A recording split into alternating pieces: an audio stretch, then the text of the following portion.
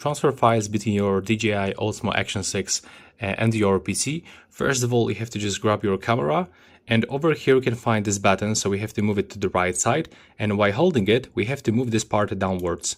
Now as you can see, we got the USB-C port, so it's time to connect the cable over here. And now when the cable is connected, we have to connect the second end into our PC.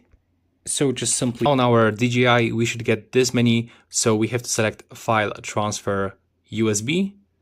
Now when you got this connected information, let's go to our task manager. So now when you open your PC folder, you should find the DJI Osmo Action 6 just over here. And what we have to do right now, we have to search for the files that we are looking for. So in this case, I was just taking photos and I can find them just over here. So we can even move the entire folder. If you want to do this, you will have to just click on the folder that you want to copy. Just now click cut or copy.